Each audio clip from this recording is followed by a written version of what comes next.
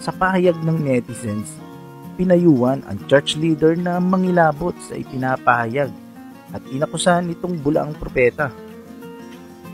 Si Kibuloy ang leader ng Kingdom of Jesus Christ, the name above every name, kung saan ipinakikilala niya ang kanyang sarili bilang appointed Son of God at owner of the universe. Bago ang lahat, kilalanin muna natin ang lubusan si Apollo Kibuloy. Si Apollo C. Kibuloy ay pinanganak sa isang maliit na village sa Davao City.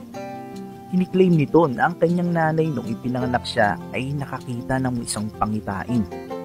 Nakita raw ng kanyang nanay ang mukha ng Diyos na nakangiti sa kanya mula sa kalangitan habang sinasabi, "Siya ay aking anak." After high school, si Kibuloy ay pumasok sa Bible College at kalaunan naging National Youth President sa United Pentecostal Church. Pagkatapos nun, doon na niya itinatag ang kanyang sariling organisasyon na tinawag na The Kingdom of Jesus Christ o The Name Above Every Name Incorporated. Kiniklaim din niya na si Jesus ay naparito raw sa daigdig para maging savior lamang ng mga Jewish o Hudyo sa kanilang Jewish setting.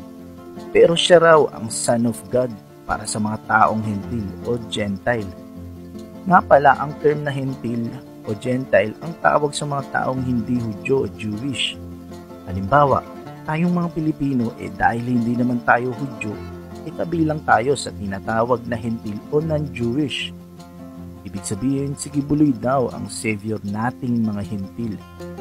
Pinili raw siya ng Diyos for this very mandate noong April 13, 2003. Ganun pa man, si Kibuloy ay lumisan sa kanyang denominasyon, ang United Pentecostal Church, na kung saan ay sinimulan din niya na i-set up ang kanyang kasalukuyang ministry na hanggang ngayon nananatili pa rin. Interestingly, noong April 13, 2005, ay muli niyang claim na ang Diyos ay binigyan siya ng tinatawag na kingship o posisyon bilang maging hari at pagharian ang buong daigdig.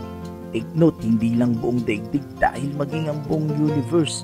At ika nga niya, siya ngayon ay nasa state of perfection na.